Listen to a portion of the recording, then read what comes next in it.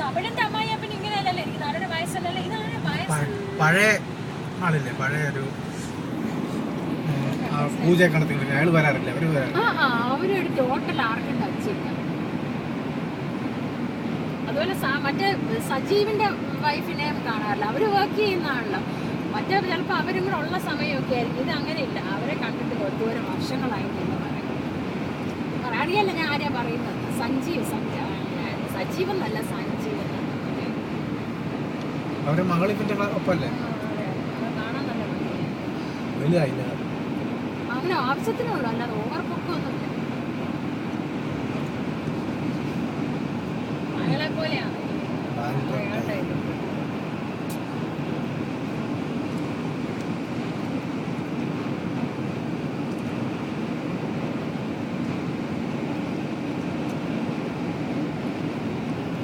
അവരിങ്ങനെ ഭയങ്കര ഇതായിരുന്നു. അവരുടെ പിള്ളേരുടെ ഇത് തന്നെയായിരുന്നു.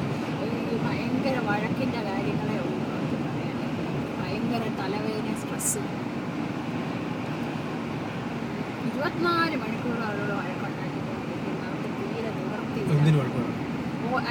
അല്ല, അവരുടെ കാര്യമല്ല പറഞ്ഞ ഞാൻ, മറ്റേ സുരത്തിന്റെ അല്ല, ആ മകള് എപ്പോഴും തള്ളയായിട്ട് വഴക്കാണ്.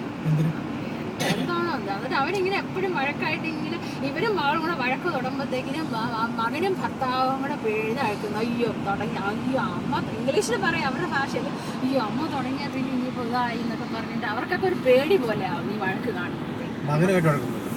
മകനുമായിട്ട് അത്ര ഇല്ല, ഈ പെണ്ണുമായിട്ടൊന്ന് ഭയങ്കരമായിട്ട്. ഞാൻ മറന്നു, അവരുടെ മകൻ ഇതിനേക്കാളും 1 വയസ്സല്ല, അതിനേക്കാളും 2 വയസ്സെങ്ങാണ്ട് അതിനാണ്. പെണ്ണ് വലുതായി, കാണുമ്പോൾ അറിയാം അച്ഛൻ വലുതായി, കൊച്ചുകുട്ടിയല്ല. ഇങ്ങനെ വഴക്കാന്ന് പറഞ്ഞു.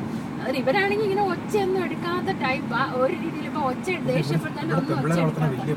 അതാ അവര് പറയുന്നത്. ഇങ്ങനെ ഈ പിള്ളേരങ്ങ് ഭയങ്കര അവര് ഇവിടെ ഞാനൊക്കെ എപ്പോഴും ഇങ്ങനെ പെൺപിള്ളേരെ ഇതാക്കി പറയുമല്ലോ, ഇങ്ങനെ മോളില്ലാത്തതിന്. അപ്പൊ അവര് പറഞ്ഞു, അയ്യോ കണ്ടില്ലേ ഇതാ